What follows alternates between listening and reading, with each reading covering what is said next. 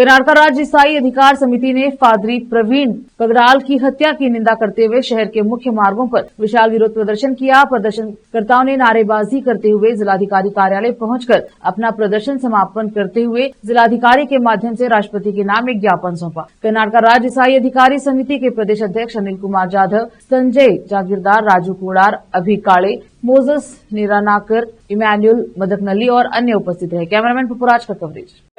ನ್ಯಾಯ ಒದಗಿಸಿಕೊಡಬೇಕು, ಇಲ್ಲವಾದಲ್ಲಿ ಮುಂದೆ ಬರುವಂತ ದಿನಗಳಲ್ಲಿ ಇಡೀ ರಾಜ್ಯದಲ್ಲ ಇಡೀ ದೇಶದಲ್ಲಿ ನಾವು ಹೊರಗಾಗಬೇಕಾಗ್ತದೆ।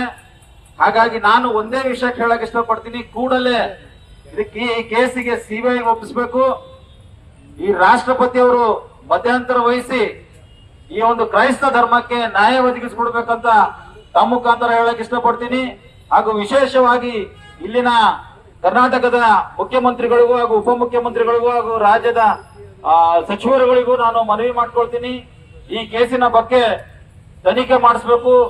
ಅಲ್ಲಿನ ಒಂದು ರಾಜ್ಯಪಾಲರಿಗೂ ಹಾಗೂ ರಾಷ್ಟ್ರಪತಿಯವರಿಗೂ ತಾವು ಮನವಿ ಮಾಡ್ಕೊಳ್ಬೇಕು।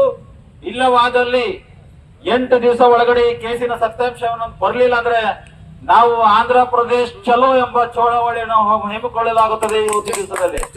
ಅದಕ್ಕೆ ಕೂಡಲೇ ಆಂಧ್ರ ಪ್ರದೇಶ ಸರ್ಕಾರ ಹಾಗೂ ರಾಷ್ಟ್ರೀಯ ಕೇಂದ್ರ ಸರ್ಕಾರ ಇಷ್ಟಪಡ್ತಿದ್ದೇವೆ। ನೀವು ತಿಳ್ಕೊಬೇಡ್ರಿ, ಆಗಿರ್ಬೇಕಂತ ಕ್ರೈಸ್ತರ ಮೇಲೆ ಅನ್ಯಾಯವನ್ನ ಪಾಸ್ಟರ್ ಮೇಲೆ ಕೊಲೆ ಮಾಡಿರುವಂತ ತಾವು ಕೊಲೆಯನ್ನು ಮುಚ್ಕೋಬಹುದು, ಆದ್ರೆ ಇವತ್ತು ಸತ್ಯಾಂಶ ಒಂದು ಮುಚ್ಕೊಂಬಲ್ಲ।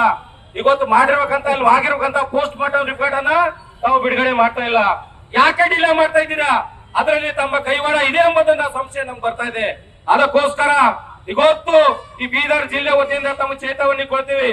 ಇಡೀ ಭಾರತ ದೇಶದಲ್ಲಿ ಪ್ರವೀಣ್ ಪಗಡ ಅವರ ತಿರುಗಾಳಿಯನ್ನು ಬೀಸ್ತದೆ ಎಂಬುದನ್ನ ತಮಗೆ ಎಚ್ಚರಿಕೆ ಕೊಡ್ತಾ ಇದ್ದೇವೆ ಬಂಧುಗಳೇ। ಅದಕ್ಕೋಸ್ಕರ ಅಲ್ಲಿರಬೇಕಂತ ಸಿಎಂ ಅವರು ತಕ್ಷಣ ಇದ್ರ ಬಗ್ಗೆ ತನಿಖೆ ನಡೆಸಿ ನ್ಯಾಯ ಒದಗಿಸಿಕೊಡ್ಬೇಕಾಗಿ ಇವತ್ತು ಬೀದರ್ ಜಿಲ್ಲೆ ವತಿಯಿಂದ ಕೇಳ್ಕೊತಾ ಇದ್ದೀವಿ। ಈಗಾಗಲೇ ಸಮಯ ಬಹಳವಿದೆ, ನನ್ನ ಎರಡು ಮಾತಿಗೆ